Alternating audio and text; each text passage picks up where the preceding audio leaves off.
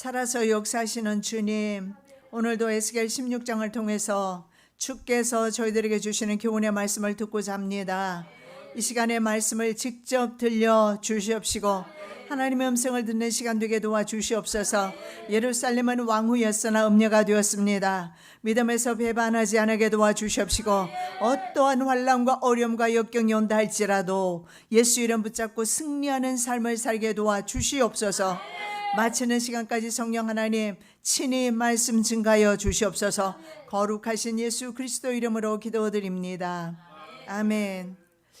음녀가 된 왕후 예루살렘에 대한 심판과 회복에 대해서 계속해서 말씀 우리가 보고 있습니다. 자, 오늘은 44절부터입니다. 타락에 있어 예루살렘과 자매 소돔과 고모라가 같다라는 사실을 볼 수가 있습니다. 44절에서 52절 말씀까지는 예루살렘이 얼마나 악한지 그 악한 모습을 부각시키고 있습니다. 그 중에서 1절에서 14절의 말씀에 보면 예루살렘의 아버지가 바로 아모리 사람이었다. 이 말은 가나안 땅이 바로 아모리 사람이 살았다라는 그런 의미가 됩니다. 그리고 어머니는 헷사람, 역시 헷사람도 히타이트인데 섞여서 살았던 것 같습니다. 그래서 예루살렘은 부정한 부모를 가지고 있었다라고 1절에서 14절에 말씀을 했습니다.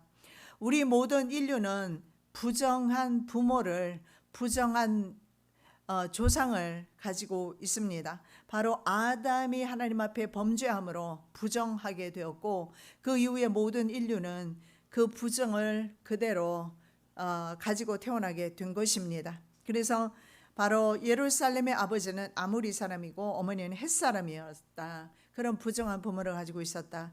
유대인들은 말입니다. 자기네들이 바로 정통 유대인이라는 것을 지금도 굉장히 그들은 우월하게 생각을 합니다. 그래서 처음에 그들이 독립했을 때 처음에는 정통 유대인만 들어오게 했어요. 순수 유대 혈통만 들어오게 했습니다. 글쎄요, 그 순수 유대 혈통이 언제부터인지는 모르겠지만 아시는 대로 아브라함 이후에 보면 계속해서 이방인들과 섞이는 모습을 많이 볼 수가 있습니다. 왜냐하면 이삭도 물론 같은 그 아브라함 가정이지만 벌써 야곱의 12자녀에게로 내려가면 이방 여인들을 취하는 것을 보게 됩니다. 그리고 출애굽했을 때 이스라엘 백성들은 잡족들이 함께 나왔던 것을 볼 수가 있습니다. 그런데 그들은 자신들이 바로 정통 유대인이라는 그걸 굉장히 귀하게 생각을 했지요. 그런데 성경은 특히 에스겔은 바로 사독계 가문의 정통 제사장 가문으로서 누구보다도 정통성을 인정받지만 그러나 예루살렘도 부정하다 이렇게 지금 선포하고 있는 것입니다.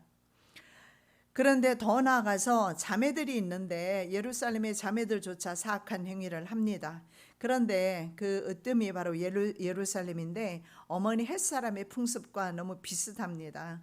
자, 예루살렘과 자매 도시는 그럼 어떤 도시가 될까요? 바로 죄로 인해서 멸망당했던 소돔과 그리고 120여 년 전에 먼저 멸망당한 북이스라엘의 수도 사마리아입니다.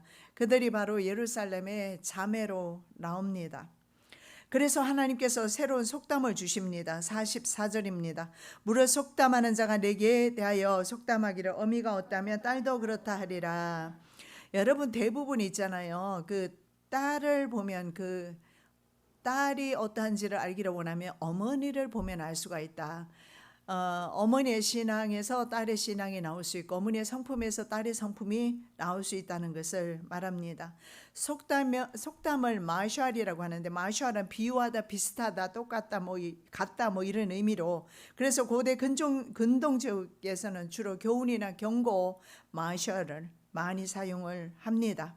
그래서 예루살렘의 행동은 바로 가족에게 그 특성이 유전된다는 것을 말씀하고 있습니다. 자녀들의 행동이나 모습 속에서 부모들의 특성을 볼 수가 있는 것입니다. 불신앙의 부모에게서 불신앙의 자녀가 나올 수밖에 없고 순종과 믿음의 부모에게서 바로 순종과 믿음의 자녀가 나온다라는 것입니다. 자, 예루살렘은요, 그 이전에 가나안 7족속이 살았는데 특히 예루살렘에는 아모리 사람들이 살고 있었습니다. 그래서 옛적의 가나안 도시들과 비교할 때 예루살렘은 그러면 하나님의 도성이고 하나님의 백성이 들어갔어요. 그러면 좀 나은가?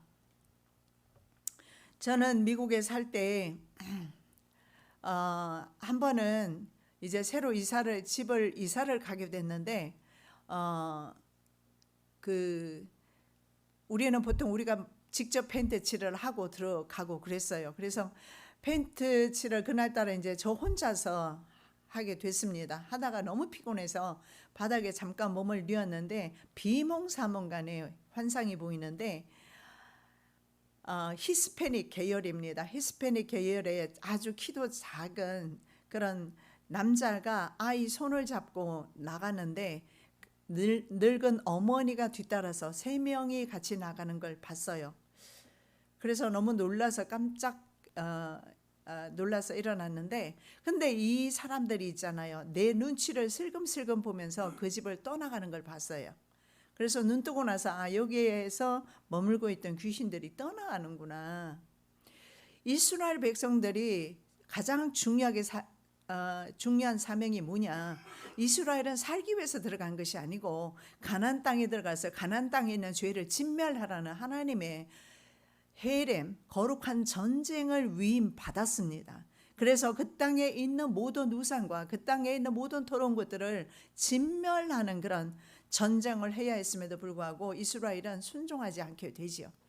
그렇게 된 결과 이스라엘은 그 땅에 있는 우상들을 섬기게 되면서 하나님이 보시기에 그 땅에 있었던 아모리인들의 죄보다도 더 큰 죄가 있다.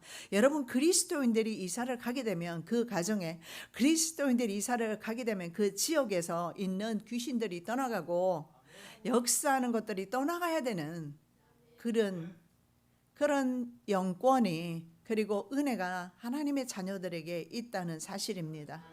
하나님의 자녀의 사명은 죄를 근절하는 것입니다. 자신의 가정에서 속해 있는 땅에서 죄를 근절하는 것, 이것이 바로 하나님의 자녀의 사명인데 예루살렘은, 하나님의 백성은 그 일을 하지 못한 것입니다.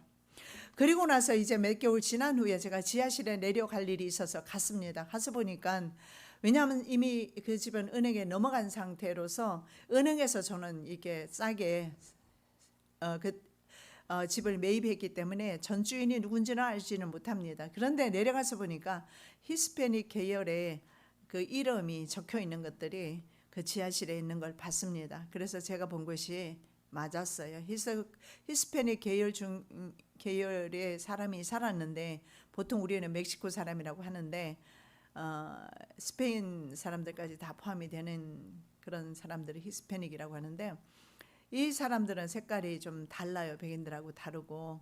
그런데 제가 그래서 아마 거기서 누가 죽었거나 아니면 집을 뺏기고 쫓겨나서 그렇게 슬픈 모습으로, 굉장히 슬픈 모습으로 내 눈치를 슬금슬금 보면서 쫓겨나는 모습을 발견했습니다.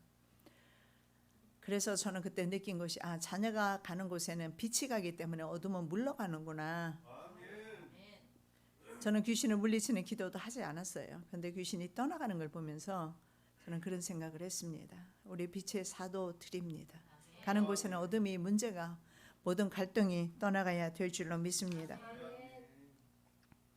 자, 예루살렘은 이전에 있었던 가나안 그 도시들과 비교할 때 더 악했다라고 에스겔은 그렇게 말씀을 하고 있습니다. 왜 악했는지, 왜 더 악하게 보시는지 우리가 보겠는데요. 예루살렘 거민이 진멸의 대상이었지만 이제는 예루살렘 하나님의 백성이 바로 진멸의 대상이 되어버립니다.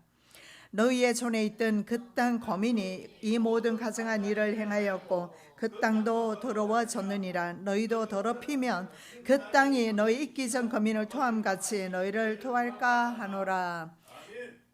이제 하나님께서 그 창세기 15장에 보면 4대 만에 그 땅에서 나오게 되고, 그리고 아모리인의 땅으로 들어가게 될 것을 말씀을 합니다. 그런데 그때 하나님이 주신 말씀이, 지금은 왜 아브라함에게 그 땅을 주시지 않을까요? 물론 인수도 부족하고 국가로서의 모습을 보일 수가 없지요. 나중에는 이집트를 자궁 삼아서 이스라엘 국가가 태동하게 됩니다. 그래서 적어도 200만이 넘는 숫자가 나왔기 때문에 국가로서 이제 존립할 수가 있게 된 것입니다. 그런 부분도 있지만 하나님께서 이렇게 말씀하세요. 그들의 죄가 아직 관영하지 않았다. 아모리인의 죄가 아직은 넘쳐나지 않았다. 그래서 죄가 넘쳐날 때는 그 사람이 기독교인이라도 진멸의 대상이 된다라는 것을 예루살렘을 통해서 볼 수가 있습니다. 너희도 그 전에 있던 거민들과 같이 토해버릴까? 그 땅이 토한다. 예, 그렇습니다. 땅이, 우리가 거하는 땅이 우리를 거부합니다. 가인이 살인한 후에 그가 유리하는 자가 되었던 것처럼요. 자, 딸 예루살렘은 어미로 묘사된 햇사람과 모든 면에서 닮아 있습니다. 왜 그렇습니까? 그들의 바로 우상 숭배를 그대로 받아들였기 때문이며 그들을 진멸하거나 완전히 쫓아내지 않았기 때문에 그렇습니다. 예루살렘은 그녀의 어머니만큼 악하다라고 말씀합니다. 햇사람이 그러했듯이 딸인 예루살렘도 이방 풍습으로 가증스럽고 음란하다. 에스겔 8장의 말씀에 보면 예루살렘 성전에 온갖 더러운 곤충들 그림이 그려져 있고 향로가 있고 그리고 태양신을 섬기며 단무스신을 섬기는 것을 볼 수가 있습니다. 45절입니다. 너는 그 남편과 자녀를 싫어한 어미의 딸이요 너는 그 남편과 자녀를 싫어한 형의 동생이로다. 이 어미 네아비는 아모리 사람이며 이 어미와 딸이 똑같이 자신의 남편과 자녀를 싫어합니다. 그러면 어미는 누구며 형은 누굴까요? 아까 말씀드린 바로 사마리아와 소돔이 먼저 멸망하면서 먼저 번성했고 먼저 멸망하면서 형이라 불리고 있습니다. 그래서 어머니였던 햇사람이나 아니면 자매였던 바로 형인 사마리아나 아니면 소돔과 똑같이 그들과 똑같이 남편과 자녀를 싫어했다. 무슨 말입니까? 음녀다 이런 말입니다. 왜 남편과 자녀를 싫어했겠습니까? 이 남편은 바로 하나님이십니다. 그들은 하나님을 싫어했고 바로 우상을 사랑했다라는 것입니다. 그런데 실제로 가나안 족속은 참으로 잔인했습니다. 그리고 방탕하고 비열한 경쟁을 하기 좋아했던 비열한 민족인 것으로 유명했던 족속이 바로 가나안 족속인 것을 볼 수가 있습니다. 이런 비열한 면에 있어서 하나님을 배신하는 이런 행위들은요, 예루살렘도 다를 바가 없다라는 것입니다.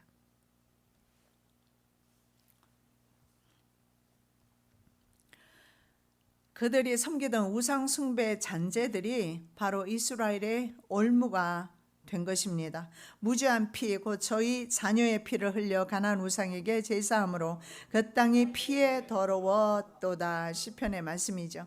자, 예루살렘이요, 바로 부모의 특성을 그대로 가지고 있어서 하나님을 버리고 이방세계 풍습을 본받아서 심지어는 자신의 자녀를 몰렉 제사로, 인신 제사로, 희생 제물로 드리는 경우까지 했다는 것을 시편 기자가 고발하고 있습니다.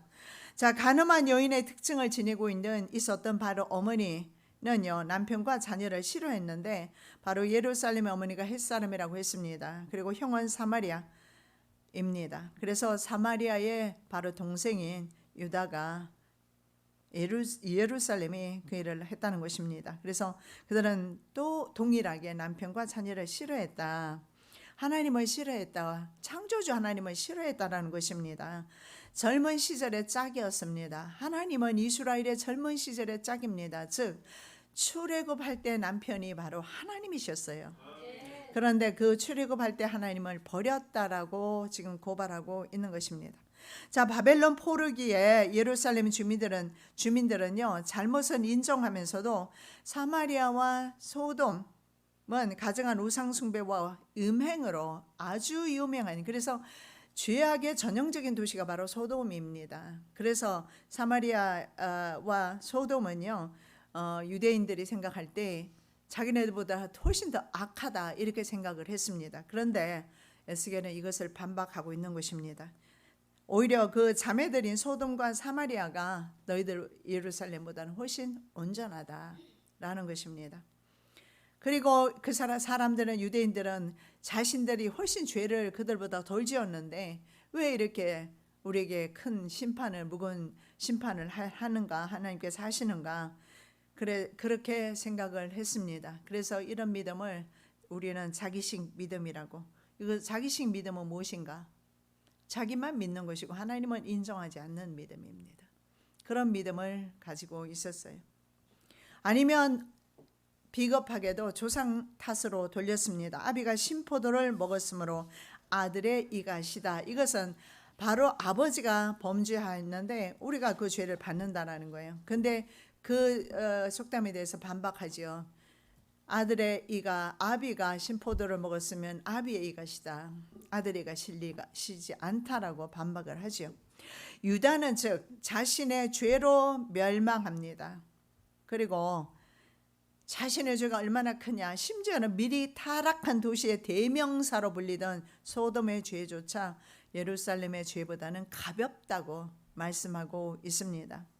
소돔이 멸망할 때 아브라함에게 하나님은 의인 10명이 없어서 멸망해야 한다라고 말씀을 하고, 더 이상 하나님께 아브라함은 아뢰지는 못합니다. 그리고 아브라함은 그렇게 생각했을 겁니다. 왜 계속 하나님 50명에서 45명에서 40명, 30명, 20명, 10명까지 내려왔는데 멈췄을까요? 인간이 좀 염치가 없어서 더 이상 관과하지 못했을까요? 아니면 10명 정도는 소돔과 고모라성의 의인이 있지 않을까 생각하지 않았을까요? 10명이 없었습니다. 그런데 예루살렘이 멸망할 때는요, 예레미야 5장 1절의 말씀에 보면 정의를 행하며 진리를 구하는 사람 한 사람 있으면 이 성읍을 용서하리라.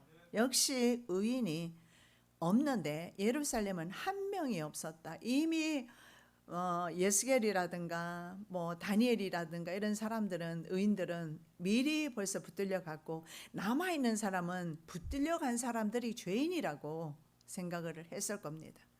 그러나 그렇지 않다라는 거예요. 너희 중에는 내가 정의를 구하는 사람 한 명이 없다, 진리를 구하는 사람 한 명이 없다. 만일에 있다면 이 예루살렘 도시를 내가 용서할 것이다. 여러분 아시는 대로 결국은 바벨론이 그 괴뢰 정권을 세웠지 않습니까? 그런데 이스마일인가요? 와서 그 사람들을 다 죽여버리고 결국은 남아있는 사람이 예레미야를 끌고 어디로 갑니까? 바로 이집트로 가게 됩니다.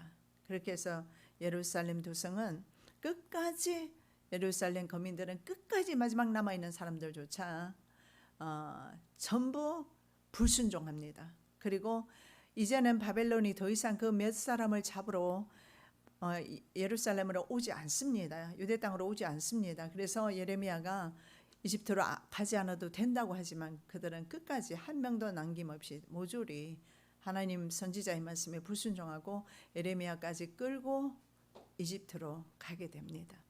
그것이 바로 이스라엘의 역사입니다. 그래서 이스라엘은 이런 선고를 받고 고소를 당해도 할 말이 없는 것입니다. 46절입니다. 내 형은 그 딸들과 함께 내 좌편에 거하는 사마리아요, 내 아우는 그 딸들과 함께 내 우편에 거하는 소돔이라. 자, 두 누이들이 바로 사마리아와 소돔이라고 했는데 두 도시 중에 하나가 바로 예루살렘 남쪽에 있습니다. 하나는 북쪽에 있습니다. 그걸 말씀을 하고 있는 거예요. 그런데 붙어 있는 그런 도시들답게 예루살렘 가족의 특성을 그대로 가지고 있습니다. 사마리아는 예루살렘보다 더 크고 부유한 왕국이었습니다. 그래서 형으로 묘사되고 있습니다. 솔로몬 아들이었던 르호보암 왕의 통치 기간에 12지파 중에서 10개 지파가 독립해서 북이스라엘 왕국이 되고 사마리아를 수도로 삼습니다. 그런데 두 도시 모두가 사악한 죄와 하나님의 심판으로 유명하게 되는데, 사마리아는 왜 그럴까요? 사마리아는 북이스라엘 초대 왕인 여로보암이 세운 단이 있습니다. 그것이 바로 베델과 단에 금송아지 우상을 세우게 됩니다. 그리고 그때부터 시작해서 바로 이스라엘이 멸망할 때까지 금송아지 우상 제단은 그 땅에서 제거되지 않습니다. 그래서 결국은 하나님과 우상을 겸해서 섬김으로 북이스라엘은 멸망을 당하게 됩니다. 자, 그렇다면 120년보다 빠르게 북이스라엘이 멸망을 당하는데요. 아수르에 의해서 멸망을 당하게 됩니다. 그런데 그러면 이것을 본 남유다 동생이 교훈을 받았을까요? 늘 제가 말씀드리지만 역사의 아이러니가 부모가 잘못을 하는 걸 보면서 그대로 배운 자녀가 그대로 그 길을 간다는 것입니다. 다른 길 가지 않는다는 거예요. 보고 배운 것이 그것밖에 없기 때문에 그렇습니다. 자, 소돔은 동성애 도시로 음행 때문에 불이 내려서 망했던 도시입니다.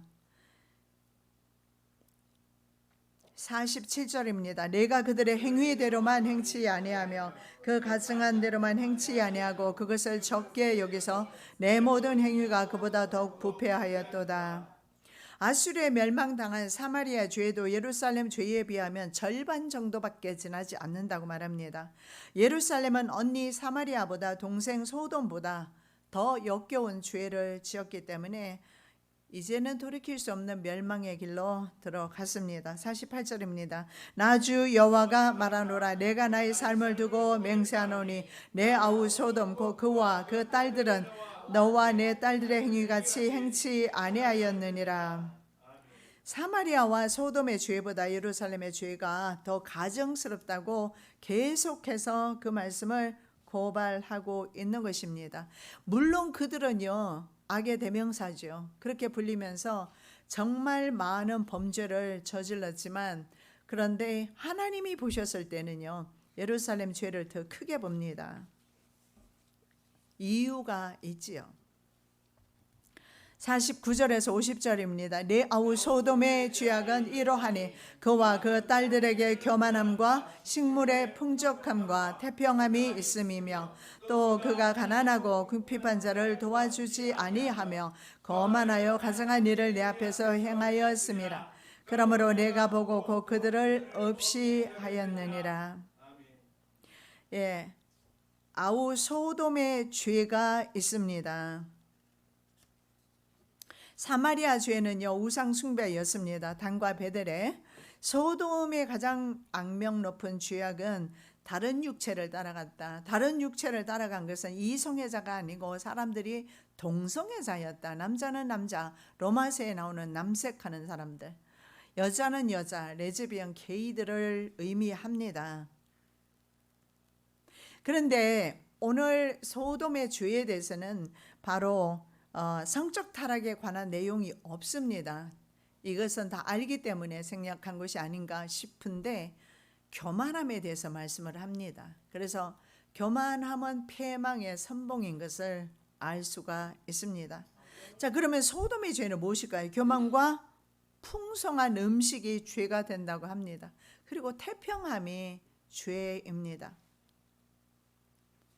풍부함에도 다른 사람의 가난에 관심을 갖지 않는 교만이 있습니다. 그리고 하나님 앞에서 가증스러운 바로 성적 타락 이런 것들도 있습니다. 자, 왜 교만이 문제가 될까요? 이 교만함은 하나님과 사람을 대적합니다. 자, 이 교만함이 바로 에덴 동산을 파괴했기 때문에 그렇습니다. 에덴 동산이 왜 교만이 파괴했을까요? 에덴 동산에서 마귀가 아담과 하와 내외를 꼬드긴 것은 네가 이것을 먹으면 바로 하나님과 같이 된다. 이것이 교만입니다. 예, 피조물은 피조물일 뿐입니다. 하나님처럼 되려 할 때 바로 바벨탑을 쌓은 사람들처럼 니므롯 세력처럼 그들은 그들 자신이 바로 하나님이 되기를 원합니다. 그래서 이 교만함은요, 바로 하나님을 대적하는 것이라는 사실을 알아야 합니다. 그래서 우리는 늘 교만보다는 겸손한 사람으로, 높은 자리에 앉기보다는 말석에 앉기를 원하는 사람, 그런 사람으로 서야 할 것입니다.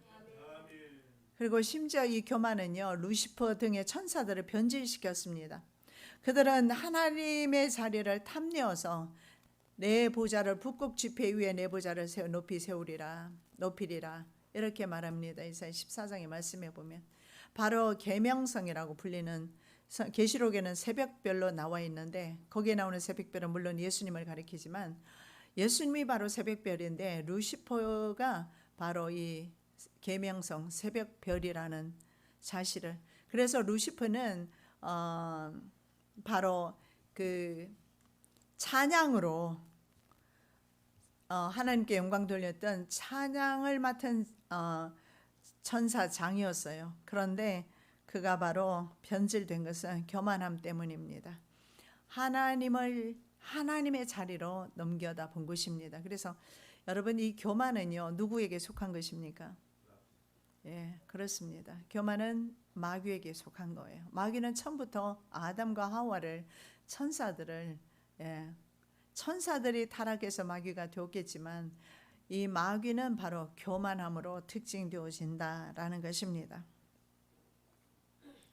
여호와께서 또 가라사대 소돔과 고모라에 대한 부르짖음이 크고 그 죄악이 심히 중하니 내가 이제 내려가서 그 모든 행한 것이 과연 내게 들린 부르짖음과 같은지 그렇지 않은지 내가 보고 알려하노라. 부르짖음은요, 자크라는 원어를 쓰는데 억압과 압제에 당하는 사람의 외치는 소리를 말합니다. 이거 이집트에서 이스라엘 백성들의 소리였습니다. 그래서 그 소리를 들으시고 하나님은 외면하지 않으시고 이스라엘 백성들을 구원하셨어요.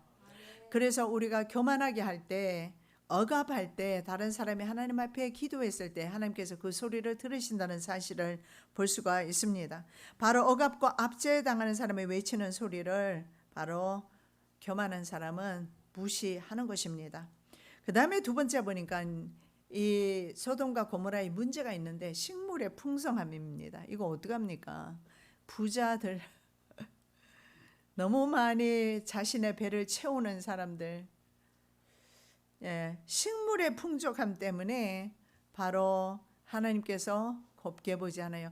여러분, 성경을 자세히 읽어보면은요, 문화가 발달되는 것도 별로 안 기뻐하시고 번영하는 것도 안 기뻐하시고 식물이 많은 것도 안 기뻐하신다는 사실을 볼 수가 있어요.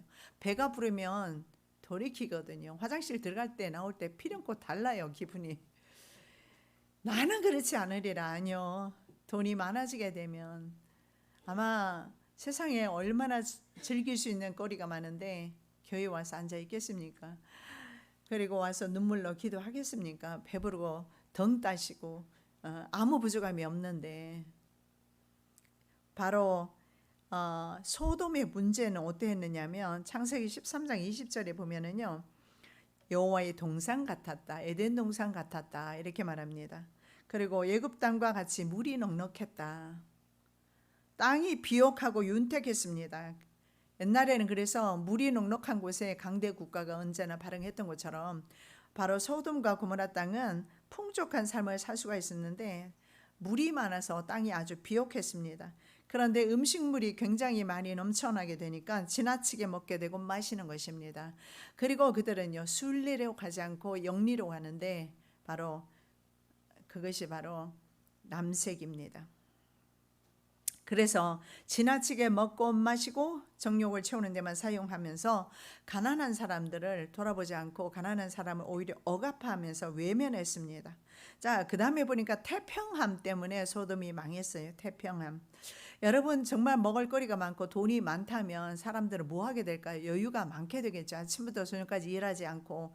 그래서 일하는 것을 싫어합니다. 편안함을 좋아합니다. 그러면 상대적으로 어떤 것이 올까요? 게으름이 오게 되죠. 이 게으름에 바로 태평한 삶을 살게 되는데 철로 역정에 보면 나태라는 사람이 나와요. 나태. 이 나태라는 사람은 하나님 나라의 불합격입니다. 그래서 그들의 땅은 별 수고하지 않아도 풍년을 가져다 주었고 결국은 그것이 그들로 하여금 온갖 나태에 빠지게 했습니다. 눈에 좋아 보이는 것이 인간에게 멸망을 가져다 줄 때가 있는데, 자, 롯이 그 땅을 취할 때 어떻게 했습니까? 요단들을 바라보니 물이 많고 자기 눈에 보기에 너무 좋았어요. 에덴 동산 같이 보였습니다. 이집트와 같이 보였습니다.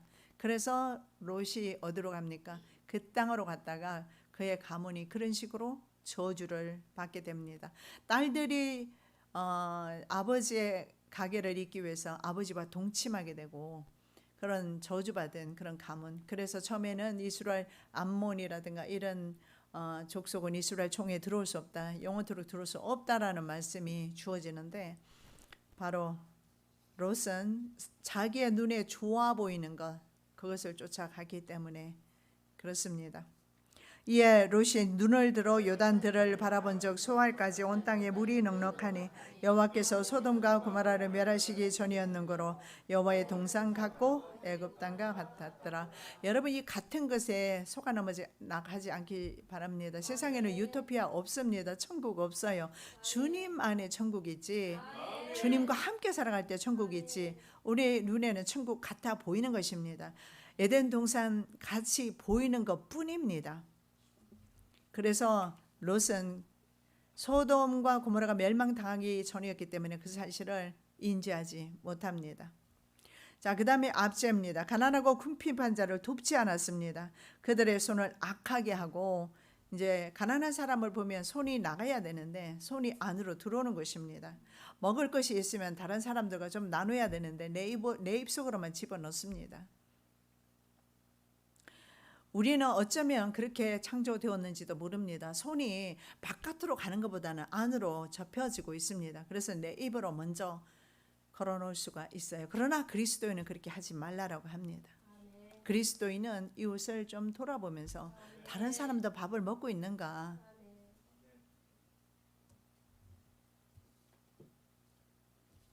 이 식탐이 있는 사람은요, 먹을 것이 있으면 전혀 남을 배려 안 하죠, 그죠? 자기 먹는데 너무 바쁘죠. 식탐 자체가 죄라는 것이 아니라 탐욕이 죄라는 것을 말씀드리는 거예요. 예, 뭐 먹는 거 좋아할 수도 있고 사람마다 취향이 다 다르니까요. 그럴 수도 있어요. 절제하지 못할 때는 성경의 말씀에 보면 금수와 다를 게 없다, 그렇게 말씀을 합니다. 그래서 우리 눈에 가난한 사람이 보여야 돼. 외로운 사람도 좀 보여야 되고,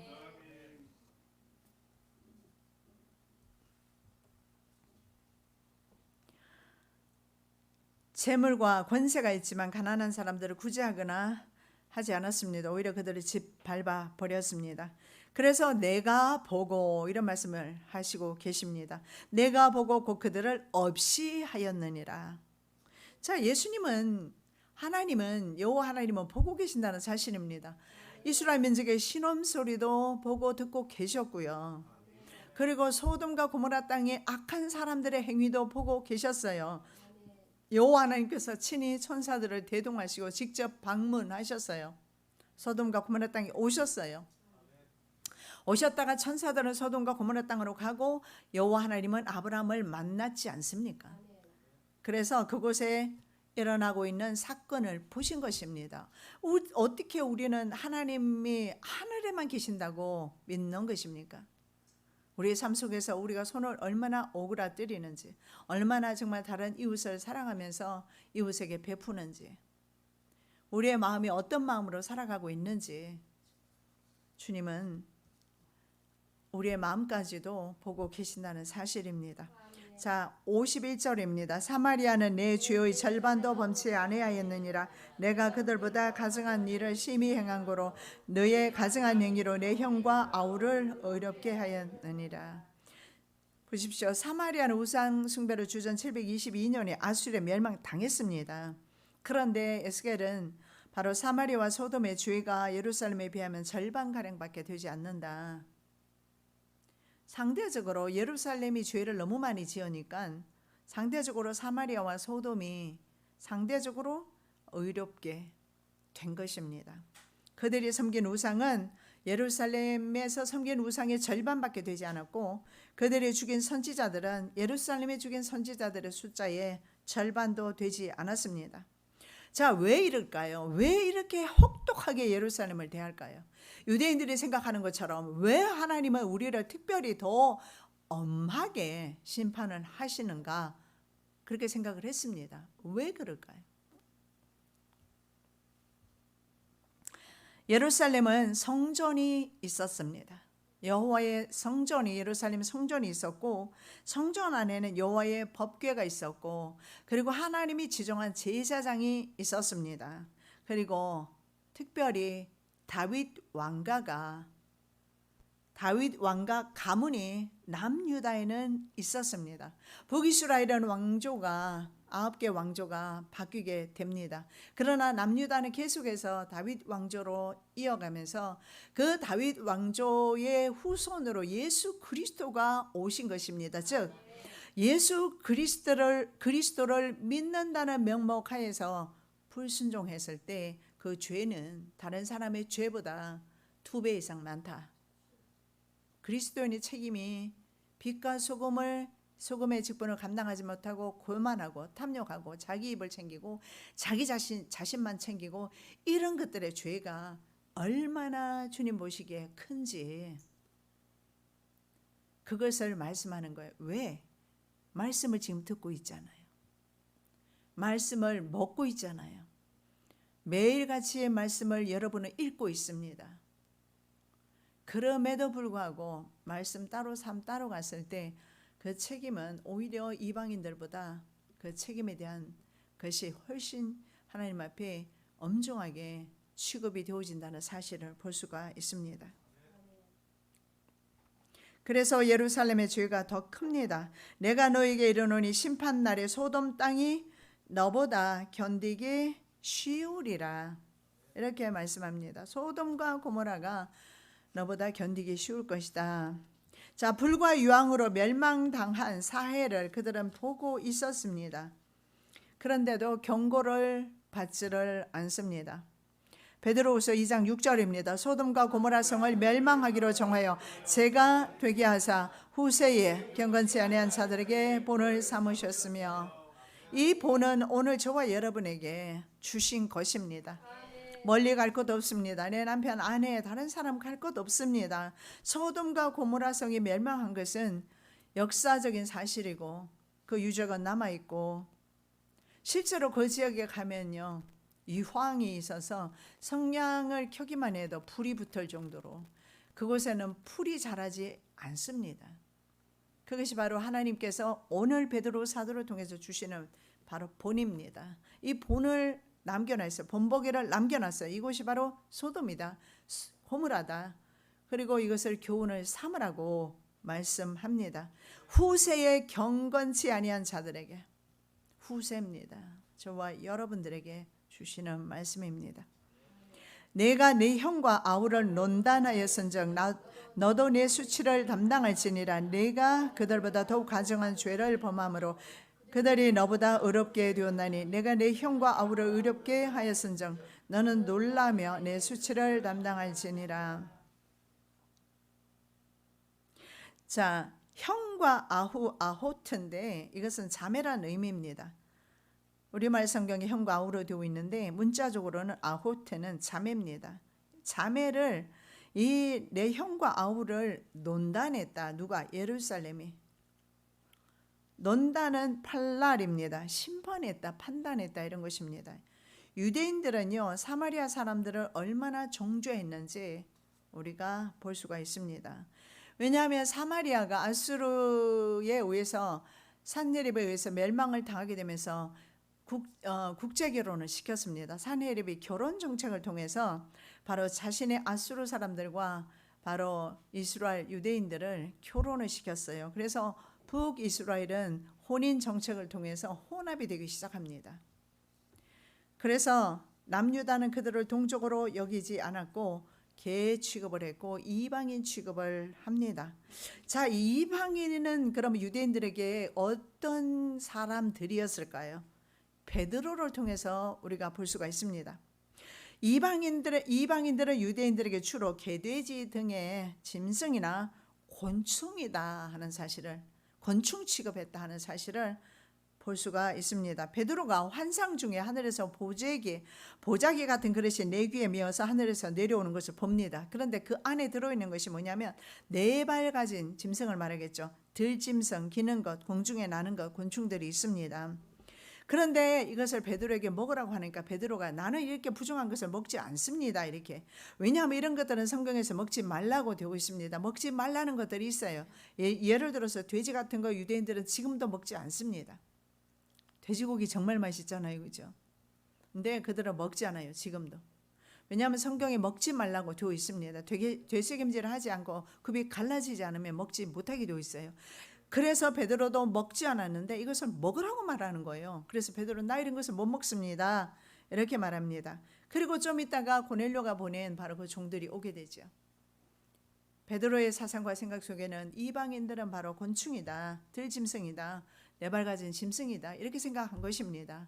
물론 유대인들이 그것을 먹지 말라고 해서 먹지 않지만, 그럼 이것을 이 베드로를 찾아온 이방인들, 그래서 자신이 가서 바로 고넬료에게 성령이 임하심을 보고 베드로가 놀라게 됩니다. 그렇다면 베드로도 유대인으로서 배타주의적인, 민족주의적인 그런 사고방식을 가지고 있었다는 뜻입니다.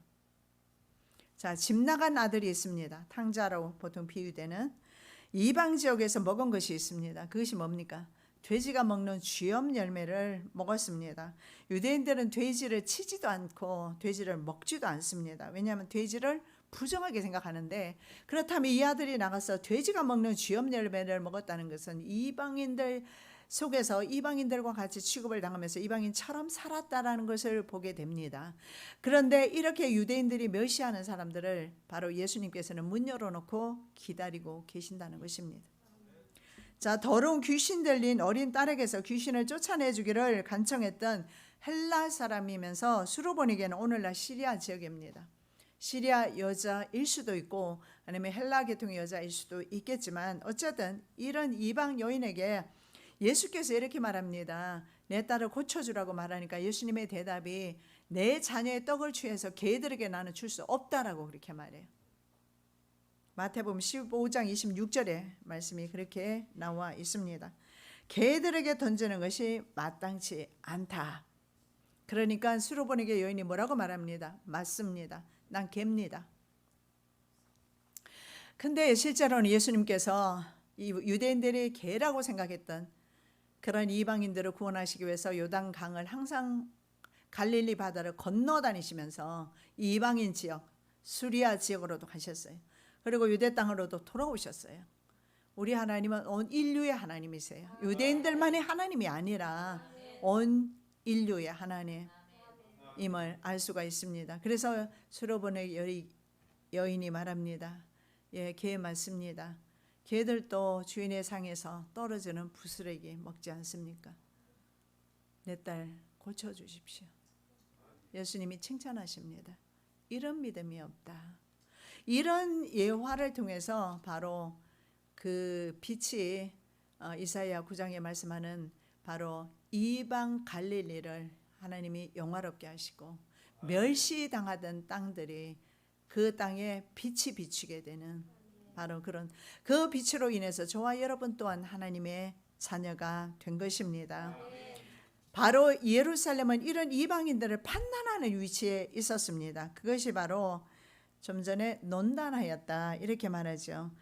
네가 내 형과 아우, 형은 사마리아, 동생은 바로 소돔입니다. 소돔을 네가 판단하였는데 바로 네가 그 판단받고 네가 그 수치를 당해라. 그래서 우리는 이방인으로서 그리스도인 된 사람으로 어느 누구도 판단할 수 없고, 왜냐하면 우리가 판단받았던 이방인들이었으니까요. 그래서 과거에 바로 판단하는 위치에 있었던 예루살렘을 지금 하나님께서 그들을 판단하신다라는 것입니다. 그래서 오히려 예루살렘의 죄가 그들의 죄를 가볍게 한다라는 사실을 볼 수가 있습니다. 정말 저와 여러분도 이 말씀을 정말 교훈으로 삼고, 우리가 혹시나 바로 예루살렘이 범했던 그 교만의 죄를 우리가 우리 이웃을 향해서, 믿지 않는 자들을 향해서, 아니면 믿음에 연약한 자들을 향해서 교만한 눈을 치켜들지 않았으면 좋겠습니다. 살아서 역사하시는 주님 감사합니다. 에스겔 선지자를 통해서 기록해 주셨고 그 교훈의 말씀을 듣게 해 주시며, 그래서 우리는 교만한 눈을 뜨지 않으며 교만하게 목을 치켜들지 않으며 주님 앞에 겸손함으로 나갈 수 있는 교훈을 얻게 됨을 감사합니다. 우리를 선택하신 하나님의 그 사랑과 그 은혜에 감사함으로 영원토록 하나님을 찬양하며 이웃을 사랑하며 살아가는 주의 종들 되게 하여 주시옵소서. 거룩하신 예수 그리스도 이름으로 기도드립니다. 아멘.